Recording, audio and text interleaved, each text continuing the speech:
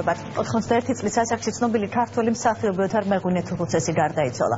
მსახიობი თბილისში 1932 წლის 16 იანვარს დაიბადა. მეღვინე-თუხუცესს 20-მდე კინოროლი აქვს შესრულებული, თუმცა მაყურებლის ცნობიერებაში ის მუდამ ასოცირდებოდა დათა თუთაშხიასთან. მსახიობს შექმნილი აქვს 50-ზე მეტი სცენიური სახე, აქედან დაახლოებით 40-მდე როლი შეასრულა მარჯანიშვილის თეატრში. სწორედ მშობლიურ თეატრში გამოეთხოვება საზოგადოება ოთარ მეღვინე-თუხუცესს შეეხება დეტალებს მას თამარ გოგრისაშვილისგან შევიტყობთ. თამარი. მარჯანიშვილის მოედანზე დილიდან უამრავი ხალხი იკრიბება ოთარ მეღვინე-თუხუცესის საცხოვრებელ სახლთან. ოჯახს მეგობრები, მსახიობები, რეჟისორები, პოლიტიკოსები უსამძიმრებენ. აქ მოვიდნენ გივი ბერიკაშვილი, კახი კავსაძე, გოგი ქავთარაძე და სხვა უამრავი ადამიანი, რომლებმაც ოთარ მეღვინე-თუხუცესთან ერთად ქართულ თეატრსა და კინოში მთელი ეპოქა შექმნეს. ყველა ერთხმად თანხმდება და აღნიშნავს, რომ ოთარ მეღვინე-თუხუცესის სახით ქართულმა საზოგადოებამ დაკარგა უდიდესი არტისტი და კიდევ უფრო დიდი პიროვნება, რომელიც სიცოცხლის ბოლო დღეებშიც დარჩა სცენისა და მაყურებლის ერთგული. ძალიან სამწუხარო და დიდი განაკლისი განიცადა ჩვენმა საზოგადოებამ. არტისტი მოკლა, დიდი არტისტი, დიდი.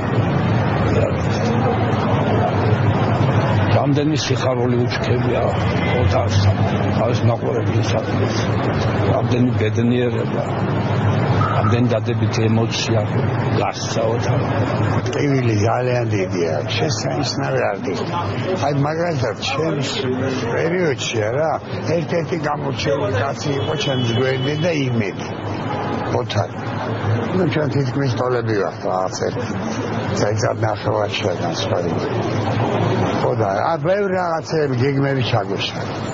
მაგის ავანტყობობის და მაგის საშუალების გამო. რეჟისორები, რომლებსაც არაერთ როლზე უმუშავიათ ოთარ მეღვინე-თუხუცესთან, ამბობენ, რომ 10 წლეულები უნდა გავიდეს საიმისოდ, რომ ვინმე მისი მსგავსი დაიბადოს. თემურ ჩხეიძის თქმით, ოთარ მეღვინე-თუხუცესის ეპოქა თავისუფლად შეიძლება ეწოდოს. ამ ეპოქას ეზო ჩხეიძემ კი გაიხსენა თუ რას წერდა რუსული პრესა, მაშინ როდესაც ეკრანებით გადაიცემოდა დათა თუთაშხია. ეზო ჩხეიძის თქმით, რუსული პრესის ინფორმაციით იმ დროს რუსეთის დედაქალაქში დანაშაულის რიცხვი შემცირდა. რეჟისორმა ისიც აღნიშნა, რომ ამ ეტაპზე ვერ ხედავს მსახიობს, რომელიც ოთარ მეღვინე-თუხუცესის ნიშას დაიკავებს. ასევე გავრცელდა ინფორმაცია იმასთან დაკავშირებით, რომ რეზო ჩხეიძის ვარსკვლავის გახსნის ოფიციალური ცერემონია, რომელიც დღეს საღამოს იყო დაგეგმილი, მომხდარის გამო გადაიდო. უდიდესი არტისტი, უდიდესი და მე მგონია დრო რო გავა საერთოდ შეიძლება ამ პერიოდს მისი ეპოქა ეტყობა. ეს იყო უდიდესი მსახიობი. მაგალ ცხოვრებაში ძალიან ბევრი დათა თუთაშხიასაც უზრდებოდა ოთარს. იმდენად მართლა დათა თუთაშხია იყო. ესე იგი, უმწიკვლო, სულიერად მაღალი ქართველი ადამიანი, რომელიც არის სიმართლის მომხრე და ყველას ფარავს, ვინც გაჭირვებულია და დიდი ადამიანია. ოთარ მეღვინე-თუხუცესს 12 მაისს 3 საათზე დიდუბის საზოგადო მოღვაწეთა პანთეონში დაკრძალავენ. ცნობილი ხდება ისიც, რომ საკრებულოს წევრმა ზაზა გაბუნია მიმართა უკვე შესაბამის კომისიას მოთხოვნით, რათა მარჯანიშვილის მოედნის მიმდებარე ტერიტორიაზე რომელიმე ქუჩას ეწოდოს ოთარ მეღვინე-თუხუცესის სახელი. ოჯახთან შეთანხმებით გადაწყდა დაკრძალვის თარიღი ესწრება კვირას 12 მაისს.